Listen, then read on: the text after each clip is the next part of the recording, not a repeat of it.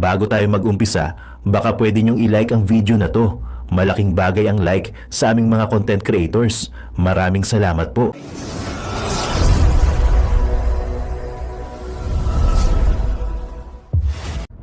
Ang boto ninyo ang magbibigay katiyakan kung maituloy ang pagbabago o tuloy-tuloy na lang tayo sa kapahamakan. Filipinos deserve better. Nagpapasalamat ako dahil nandito pa rin kayo at nakikinig sa akin. Sa kabila ng kaliwat kanan na paninira nila. In the past months, my name and my family's name have been dragged through the mud. I have repeatedly said it before, and I will say it again now. I am not the problem of this country.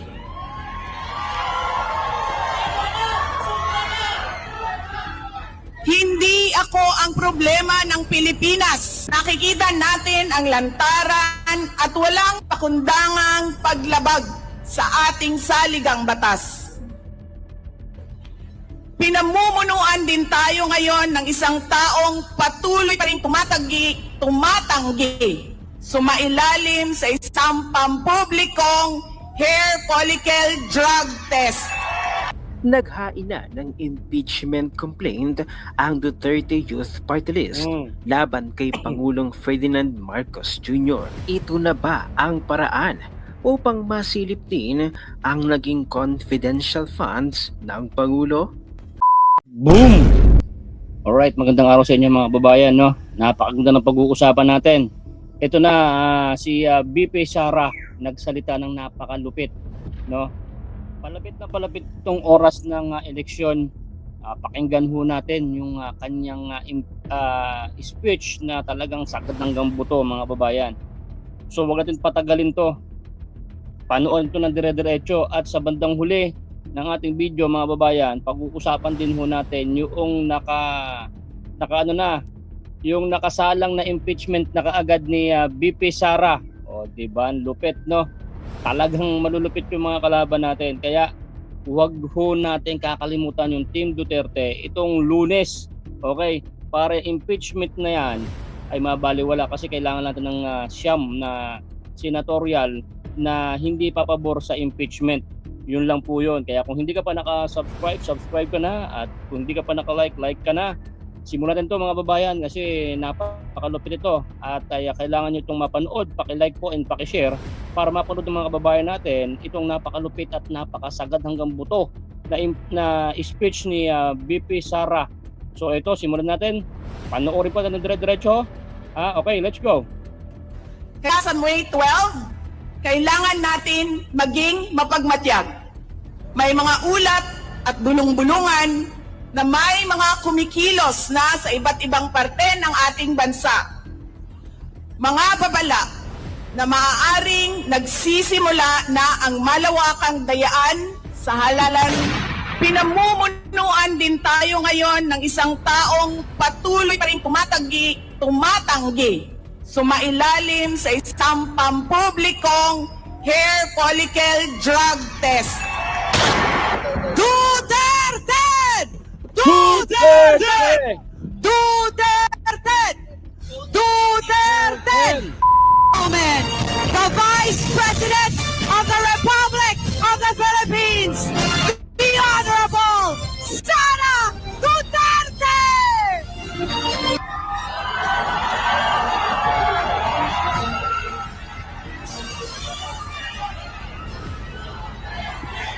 Duterte! Duterte!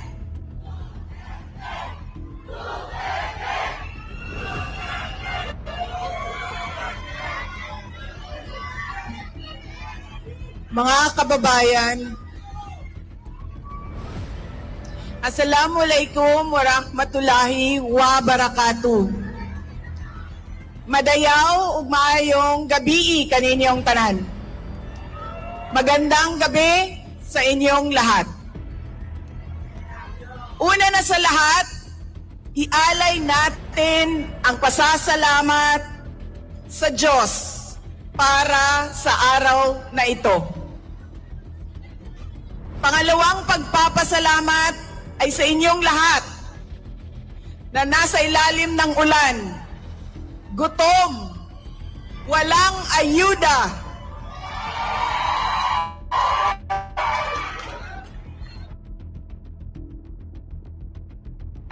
hindi pumasok sa trabaho. Ngunit ibinigay ninyo ang panahon para sa aming lahat ngayong gabi. Maraming salamat sa inyo. Ang susunod na pagpapasalamat ay sa PDP dahil binigyan nila ako ng pagkakataon sa rally nila ngayon. Maraming salamat sa inyo. Ang sunod na pagpapasalamat ay mula kay Pangulong Rodrigo Duterte.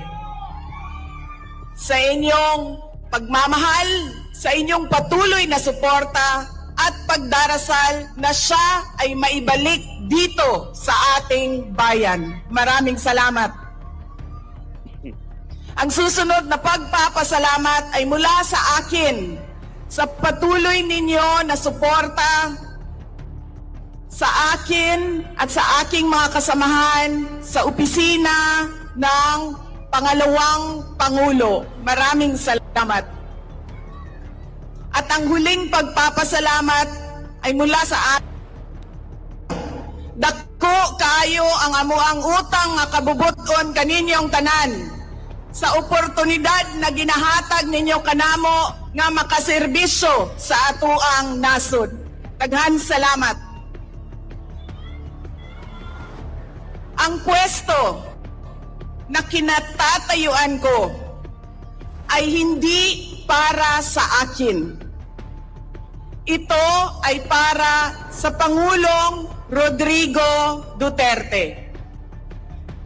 Pero tinawag ako ng tadhana dahil kinidnap ang tatay nating lahat.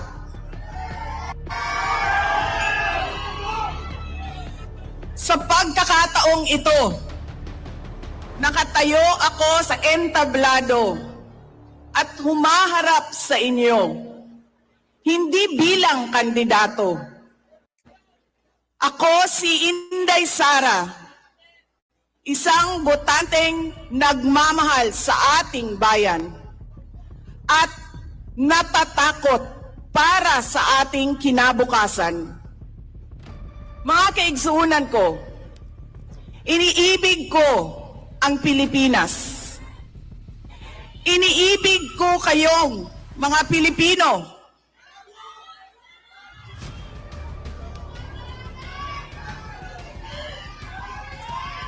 I love you too.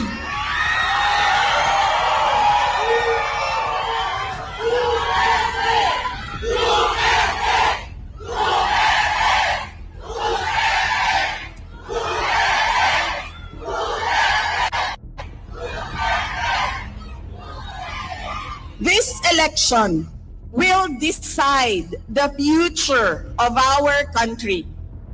Ang boto ninyo ang magbibigay katiyakan kung maituloy ang pagbabago o tuloy-tuloy na lang tayo sa kapahamakan.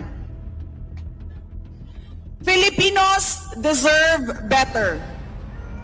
Nagpapasalamat ako dahil nandito pa rin kayo at nakikinig sa akin sa kabila ng kaliwat kanan na paninira nila. In the past months, my name and my family's name have been dragged through the mud. I have repeatedly said it before, and I will say it again now. I am not the problem of this country.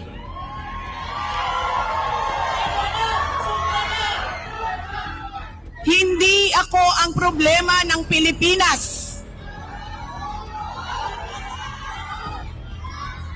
Hindi Duterte ang problema ng Pilipinas. Sino nga ba ang tunay na makikinabang kung tuluyan ng burahin sa mundo ang pamilyang Duterte? Hindi ang mga Pilipino. Lalo nang hindi makikinabang ang mga biktima sa krimen, mga walang trabaho, mga naghihirap, o maging ang mga nagugutom. What we are witnessing is a systematic demolition job against political opponents that once dared to put the country first, even if it meant going against the most powerful interests in our homeland.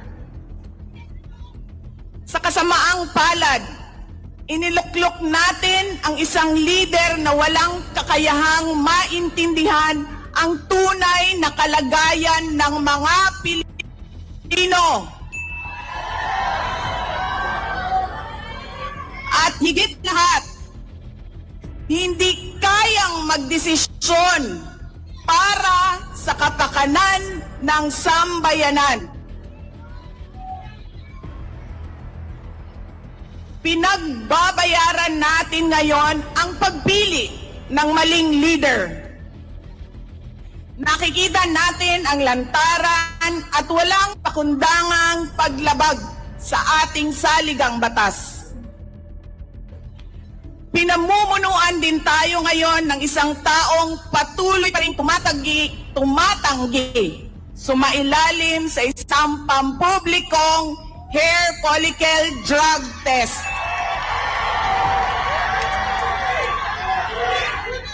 At nagsinungaling sa 20 pesos ang bigas. Ang masakit pa, nakuha nilang kidnapin ang dating Pangulo at dali-dalian nilang itinapon sa ibang bansa upang litisin ng mga dayuhan.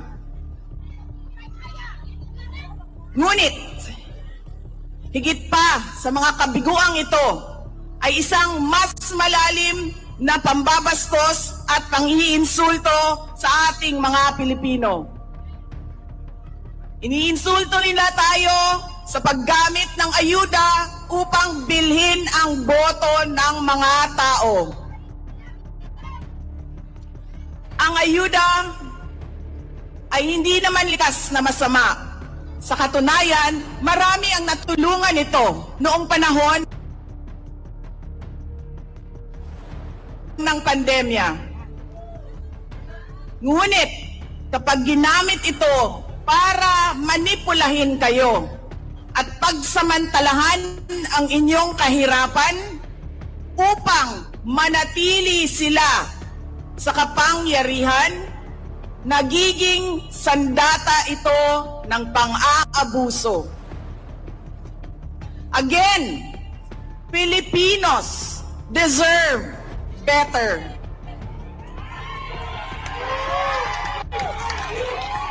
We must return to long-term, concrete programs, not short-term dole-outs that are being abused by those in power. Ang kailangan ng Pilipino ay isang mabisang food security program. Isang programa na tutugon sa problemang pinakamalapit sa bituka, ang gutom. Ang kailangan ng Pilipino ay isang modernong hybrid education system na nakasandal sa pagtuturo ng disiplina at pagmamahal sa bayan. Ang kailangan ng Pilipino ay isang tunay na universal healthcare system natutugon araw-araw sa lahat ng health centers at hospitals at hindi lamang sa mga supporters ng politiko. Ang kailangan ng Pilipino ay matibay na infrastruktura. Let us build into the future. Ang kailangan ng Pilipino ay oportunidad sa hanap buhay at trabaho dito sa loob ng ating bayan. Masakit sa kalooban nating lahat ang kalagayan ng maraming nating OFWs na malayo sa kanilang mga mahal sa buhay. At higit sa lahat, ang kailangan ng Pilipino ay peace and order. Kailangan nating ganap na puksain ang kriminalidad, illegal na droga, terorismo, at insurgency sa pamamagitan ng makatotohanang non-partisan Philippine National Police na suportado ng ating sandatahang lakas. Kinahanglan undangon nato ang batasan sa pagpili sa mga kandidato nga gikan sa political dynasty.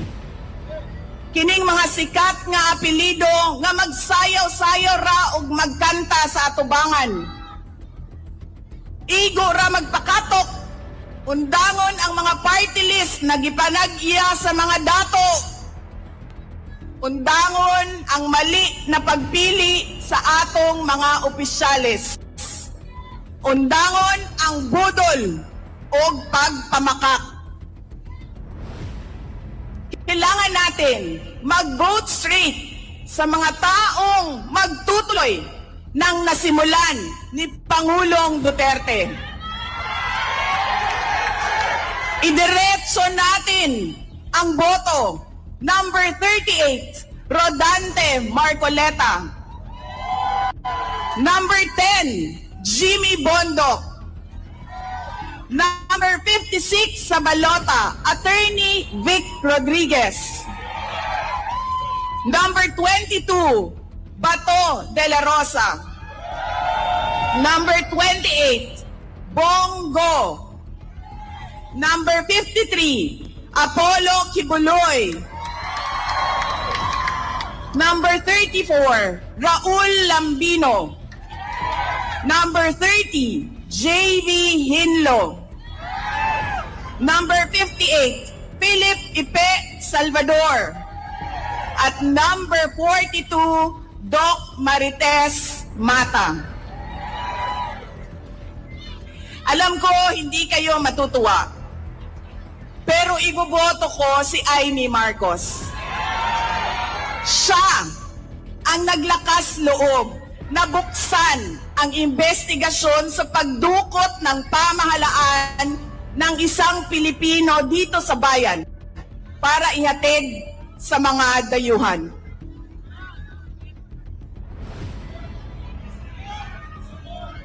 Iboboto ko rin si Camille Villar dahil sa kanyang karanasan bilang mambabatas sa House of Representatives na makakatulong sa isang tunay na pagbabago sa Senado. Hindi ako mapapagod na sabihin ito. We Filipinos deserve better. Tunay na kapayapaan at kaunlaran na hindi lamang para sa iilang politiko at mayayaman. Kaya sa May 12, kailangan natin maging mapagmatyag. May mga ulat at bulong-bulungan na may mga kumikilos na sa iba't ibang parte ng ating bansa. Mga babala na maaaring nagsisimula na ang malawakang dayaan sa halalan ng alyansa. Ang binuong alyansa ay isang mapanganib na pagsasanib puwersa ng isang administrasyong walang kakayahan, mga elitistang liberal, at mga tinaguriang makabayan na ang tunay na hangarin ay manatiling mahirap ang taong bayan. Isang alyansa na handang ibalik tayo sa kadiliman ng narco-politics, sa bangungot ng Typhoon Yolanda, kung saan ang mga Pilipino ay iniwan sa ulan, sa gutom, at sa kawalang malasakit. Ito ang alyansang muli nais nating alipinin gamit ang kahirapan, kasinungalingan at kapangyarihan. Sa May 12, bumoto tayo ng may buong dangal. Bumoto tayo ng may tapang. Let us show the world that no amount of vote buying or cheating can suppress the fury burning in our hearts. Time and again, you have heard me say, God save the Philippines. Ngayong Lunes, bumoto tayo ng diretso and let us all save the Philippines. Ako si Inday Sara Duterte, isang botante. Syukran. Kakantahin na natin ang Pilipinas, Duterte pa rin.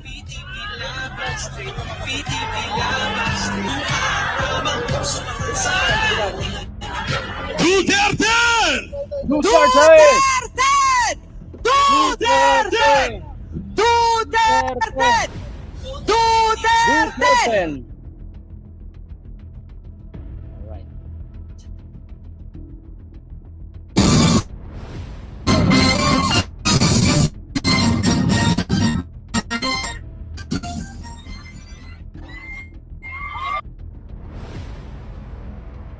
So yun mga babayan, narinig niyo yung I think ano na to, huling speech na yan ni BP Sara kasi anong petsa na. Bawal na sila sa Sabado at Linggo mga babayan. So ito na yung I think huling speech ni BP Sara na tumagos talaga sa mga buto-buto ng mga kalaban. Okay, so mga babayan, kita nyo naman, magmula sa puso po ang iniwanang speech ng ating pangalawang Pangulo na sasabi, gumanti tayo sa mga kalaban at mga umuubos ng gold natin, no? At mga puro marites na lang ang pinaggagawa, no, sa Senado. Excuse me. So tapusin na natin yan. So gumanti tayo, iboto natin ang Team Duterte. Vote straight po natin yan sa darating na Lunes. Wala po sana tayong iiwanan ni isa para po yung Duterte ay pasok po sa banga. Okay? Para po ay mapaghiganti po natin si Tatay Digong. Yun lang naman po yung ating hiling po sa mga babae natin at alam ko naman na yun naman din po yung gusto po ng marami na matapos na yung mga issue na about sa mga politics na usapan na siraan. So pag nandyan na po ang Duterte, yung may mga kasalanan po na gumawa ng mga mali, no? Ipapakulong yan. Tapos ang laban. Lahat ng mga nakalaya sa kulungan, ibalik ulit na si Franz Castro, sino pa ba? Si Dilima, ibalik yan. Pampagulo kayo sa lipunan. Okay? Si Trillanes, wag niyong iboboto yan sa Lunes, diyan sa may Caloocan ba yun? Wag niyong boboto yan. Wag nang ibalik ang lahat ng mga pasaway sa gobyerno. Hindi na dapat sila namumuno, hindi na sila dapat naglilingkod sa taong bayan. Wag na ho yung mga yan, yung mga panira po sa lipunan, wag niyo na hong iboboto. Mag-ano na po tayo, sana natauhan na po tayo, no? Yung mga ayuda ng mga pinagtatanggap nyo, mga kababayan, kunin nyo yan, nakuha nyo na, di ba? Nakuha nyo na, wag nyo pa rin ho silang iboboto. yung mga nakabili ng 20 pesos na bigas, nakain nyo naman na yan. Huwag nyo pa rin iboto. Yung team ni Bongbong Marcos, mga kababayan. Huwag nyo po silang, kahit may isa sa kanila, huwag nyo iboboto. Puro strict Duterte ho tayo. Plus yung 2. Okay, suportahan natin si BP. Sabi niya ho ay iboboto pa rin daw niya si Amy Marcos. Nasa sa inyo po yun. Pero sa akin, si Villar, no, iboto po natin yan kasi support po tayo kay BP, pero nasa sa inyo na po kung talagang iboboto nyo po si Amy Marcos, mga kababayan. Kita nyo naman yung speech ni BP Sara, talaga naman ay makapanindig balahibo na talaga namang pupukaw sa marami nating mga kababayan na tama na yung mga pinaggagawa ng administrasyon ni Marcos Jr. na wala naman nang nangyayari, 3 taon na. Biruin nyo mga kababayan, itong palapit na eleksyon, nagkaroon pa ng 20 pesos na per kilo na bigas. Abonado pa ang gobyerno ng 13 pesos. Okay? Kaya ang sabi ko po sa inyo, hindi po tatagal yung 20 pesos na bigas na yan. Pagkatapos ng eleksyon, goodbye Philippines na tayo. Okay? Yung mga ayuda na binagbibigay ng AKAP, tinapat po nila itong eleksyon. Pagkatapos ng eleksyon at nakuha na po nila yung gusto nila, wala na rin po yan. Hanggang 6 na taon na yun, wala na hong ayuda. Tinatapat lang ho nila yan para po pampalakas sa kanila. Gumagamit sila ng pera, pero pera po ng taong bayan, hindi po pera nila yan mga kababayan. Kaya tapusin na po natin ito kung darating na Lunes, tapusin na natin itong mga kahibangan na pinaggagawa nila. Gaganti tayo, iboto po natin ang Duterte para si Tatay Digong mas mabilis po natin mapapauwi pag malakas na po yung ating team. Kailangan yung team ni Tatay Digong manalo. Okay? Huwag niyo pong kakalimutan si Pastor Kibuloy, para si Pastor Kibuloy kung anong ginawa niya na kagandahan sa kanyang nasakupan na church ay gagawin din niya sa buong Pilipinas. Gayon din si Kong Marcoleta, isa pa yan, napakalupit po yan. Darating ang panahon, yung pangako at ay sinabi ni Kong Marcoleta, kung ikaw ay nagbibil ng 2,000 pababa sa iyong bills sa kuryente o tubig, malilibre na po tayo. At yan is nandito po yan, malapit tayo sa dam na pinagawa ni Tatay Digong bago siya bumaba. Okay, nandito po yun, napakalaki po ng reserve na water at napakalupit na electricity. Hintayin nyo po, malapit na po yan. Mga ilang taon na lang yan, matutuloy yan. Kaya huwag nyo hong kakalimutan ang Team Duterte. Iboto po natin yan. Kasi sila lang po yung talagang tumutupad ng kanilang mga pangako. Hindi po napapako. Alright mga kababayan, punta tayo sa huli ng ating reaction video. Ito po ay sinasabi ko po sa inyo, yung impeachment ay kasado na. Kasado na po ang impeachment mga kababayan. Ayan impeachment, hindi pa nga tapos ang eleksyon, impeachment na agad. Hindi ho kayo magtatagumpay sa mga pinaggagawa nyo. Panoorin natin ito mga kababayan bago malobot ng ating laptop. Ito. Panoorin pa ito dire-diretso at kayo na po mag-analyze at kung paano nyo baratan itong mga tao na to. Let's go! Just in. Naghain na ng impeachment complaint ang Duterte Youth Party List laban kay Pangulong Ferdinand Marcos Jr. Ito na ba ang paraan upang masilip din ang naging confidential funds ng Pangulo? Verified impeachment complaint. We, former Undersecretary Ronald Cardema and former Congresswoman Marie Cardema, both of Calamba City, Laguna, the undersigned complainants, in our personal capacity and as taxpayers, as registered voters, and as concerned citizens of the Republic of the Philippines, under oath. Sandali. Sorry. Mali ako naman. Sorry kababayan, impeachment pala to kay BBM, no? Impeachment pala to kay BBM. Sorry na. Ito yung paghain na impeachment kay BBM. Mali yung napindot ko. Mali. So ito yung topic pala, mali yung ano ko. So impeachment pala ito na hinain para kay BBM. O yari ka ngayon. O, sorry naman sa reaction natin. Sorry na, peace. O tuloy natin to, tuloy. Tuloy. Do hereby state that this is a complaint for the impeachment of His Excellency Ferdinand Marcos Jr., the incumbent President of the Republic of the Philippines, based on the grounds specified below. This verified impeachment complaint is being filed under and pursuant to the provisions of Article 11, Accountability of Public Officers, Sections 2 and 3 of the 1987 Philippine Constitution, as well as the rules of procedure in the impeachment proceedings of the 19th Congress of the Republic of the Philippines. The complainants, former Undersecretary Ronald Caldema, of legal age, married, and former Congresswoman Mary Cardema, of legal age, married, with home address at Barangay 3, Calamba City, Laguna, where he may be served with summons, notices, and other legal processes in connection with this verified impeachment complaint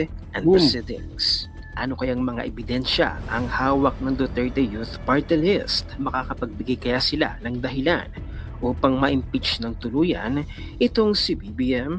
Abangan natin yan mga kasweet. Ayon pa kay Claude Sanico, gusto mo ba na ma-impeach ang abusadong Marcos? O wag nang iboto ang mga congressman na pumirma sa impeachment kay Vice President Sara?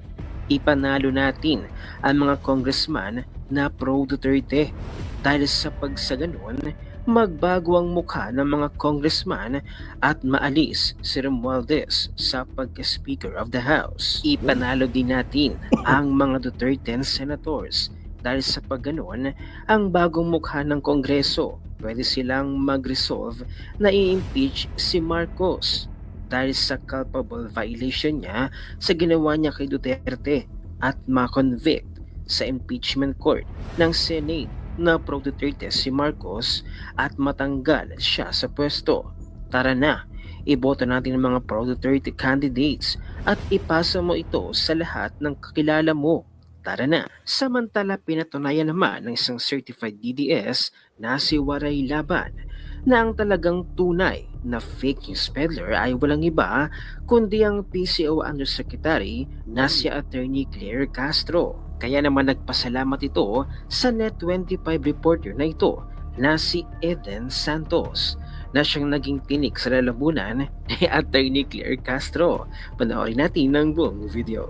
Sa totoo lang, ang number one fake news peddler ay itong abogadong si Claire Castro. Tama. Ang dami nitong chismis na ginagawa sa gobyerno. Tapos sasabihin Number one niya, Marites. hindi daw yon utos ng presidente. Oo. Hindi daw yon sa press briefing. Pero kung ano-ano yung dinadada ng abogadang ito na fake news peddler. Kita mo, hindi niya pinag-aralan yung sinasabing reduce the price of rice up to 7 pesos at inilagay pa niya sa vlog niya. Yeah. Tapos ngayon magsisinungaling na naman siya. Nasa police report nga yan sa US. Nandoon yan. At sa tingin mo, kay si BP Sara yung tinatarget mo, si BP Sara ay hindi nagsasalita dyan. May mga taga-US na ang nagbalita niyan dito sa Pilipinas. Ngayon, inaatake na naman ng dilawan na PCO fake news peddler na si Auntie Claire Castro. Number one talaga, itong abogadong ito na sinungaling at fake news peddler. Alam mo, Claire Castro, ikaw na yung pinaka nakakahiyang PCO, 'di ba? Presidential Communication Office fake news peddler. Nakakahiya ka. Ang dami mong mga pasigway, hindi mo alam yung trabaho mo. Puro pag-atake na lang. Garbage in, garbage out. Ang dapat na tinatrabaho mo bilang PCO ay ipamalita sa Pilipino kung ano yung nagagawang magaganda ng administrasyong ito. Yun. Hindi yung puro kapamumulitika at pag-atake sa mga kritiko ng Tama. gobyerno. Isa ka ngang basura na abogado. Isa ka ngang basurang fake news peddler na PCO. Isa kang tunay na dilawan. Ngayon na ako naniniwala na yung mga abogado magagaling magsinungaling. At ngayon na rin ako naniniwala na hindi lahat ng abogado ay matatalino. At isa ka sa mga example sa mga abogado na mahina po mag-isip. Attorney Claire Castro, ayusin mo yung trabaho mo, pinasasahod ka ng sambayanang Pilipino. Tama. Wala kang magagawa, palamon ka ng taxpayer. Kaya ayusin mo ang trabaho mo. Fake news peddler. Gusto ko lang talaga magpasalamat kay Ma'am Eden bilang isa sa pinakamahusay na newscaster o mamamahayag ng Net25. Na sana, Ma'am Eden, ay huwag kang iban sa Presidential Communication Office. Dahil alam naman natin na isa ka sa tinik sa lalamunan ng fake news peddler na Yusek Castro. Dahil alam naman natin na ikaw lang sa lahat ng mamamahayag ang nagsasalita at nagtatanong ng tama base sa iyong nakikita at naririnig sa Yusek natin. Talaga nga namang kahanga-hanga ka. Sa kabila ng lahat na nawawalan na kami ng pag-asa dahil alam naman natin na yung mga mainstream media, yung mga reporters ay bulag, pipi at bingi sa totoong sitwasyon ng bayan natin. Pero nandiyan ka, Ma'am Eden, mabuhay ka. Sana patuloy kang maging ligtas at huwag kang iban sa lahat ng press release ng Yusek o ng Presidential Communication Office. Kahanga-hanga ang iyong tapang, kahanga-hanga ang iyong dignidad at pinanumpaang trabaho dahil inahatid mo ng tama ayon sa mga ibinabalita mo para mapatunayan natin na totoo yung nangyayari sa bansa. Kaya kaming mga Pilipino, Ma'am Eden, saludo kami sa iyo, sa iyong tapang dahil isa ka sa tinik sa lalamunan ni Claire Castro. Boom. Sana patuloy pa ang iyong karir at nananalangin kami na huwag kang masipa ni Claire Castro sa lahat ng kanyang mga press briefing. Kaya mag-ingat ka at gabayan ka. Kaming mga Pilipino ay naniniwala sa iyo. Ngayong naihain na ang impeachment complaint laban kay President PBM. Sana nga daw ay magtutuloy na ito at wala nang humadlang pa. Tutuloy ito kung iboboto ang mga Duterte allies. Ano? Yun. So, matutuloy yun. Pag-impeach kay BBM, dapat manalo po tayo. Team Duterte. So, yan mga babayan. Okay na mag-analyze dito sa napanood natin ang ating reaction video. Isa lang din po ang pakiusap ni Boy Sardinas, isa sa membro ng Banateros Vloggers. Duterte po tayo mga babayan para makabawi tayo sa mga ngagba. Okay, nakita nyo naman ang last speech ni BP Sara. Ay alam ko itong maguspo sa inyong screen. At yung mga hindi pa talaga solid Team Duterte dyan, sana naging Team Duterte na kayo ngayon. Kasi ilang tulog na lang, isa, dalawang tulog na lang, pupunta na tayo sa kanya-kanya natin present para bumoto. Sana hindi man tayo nagkikita, sana iboboto nyo po yung Duterte natin. At sa dulo, papasalamat po kami at ay tumupod kayo sa mga sinumpaan nyo kay Boy Sardinas. O shoutout po sa mga nakapanood ng video, yung mga nag-like ng video, umabot sa dulo ng video na to. Maraming salamat po sa mga nag-subscribe. Lalo sa mga nag-share para mapanood po ng mga ibang kababayan natin, lalo sa mga OFWs. Good luck po sa Lunes. Sana susunod nun is yung champion na tayo. At ay magbubunyi po tayo at magpapasalamat po kami sa inyo. So hanggang dito na lang po itong ating reaction video.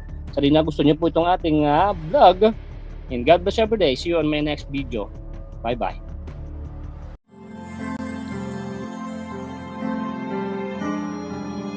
Ano yung melody ng song? Ang bayan ko'y pinagpala pagkat sa aming binigay ang isang biyaya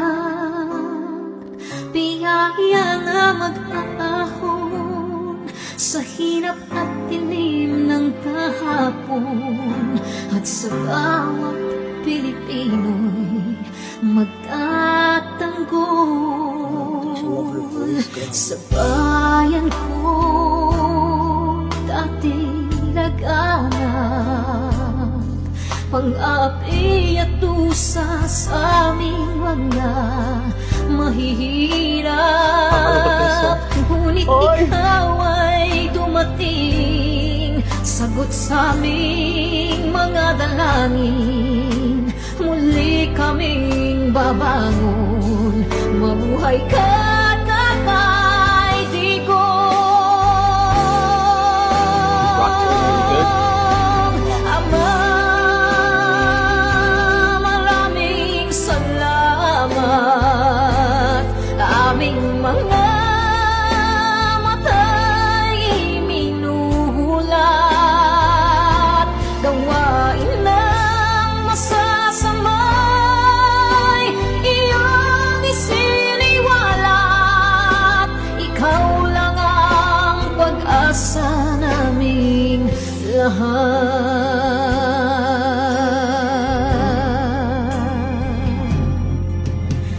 Very Bayan ko, Binamatay niya ako kung iyak ako.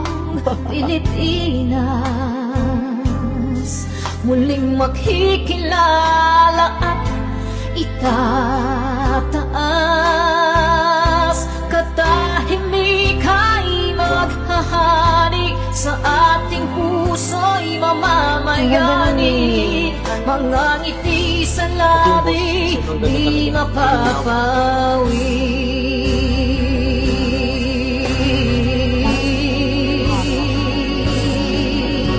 Breathing though.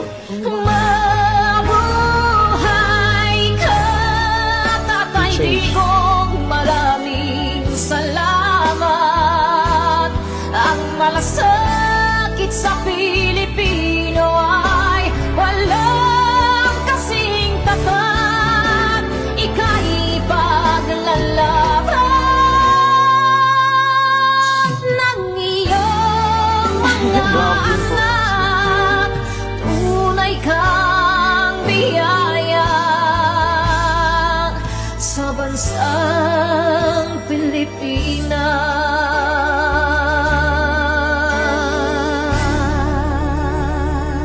Haba. I really Nay, ito na yung bayad ko sa isa, ano? O, kunin mo yung isa. Isa muna, iyan, no? Tapos, isa pa, di ba? 4 dapat na sardinas, eh. Yan. 3 na. Pang-4 na sardinas. Okay na.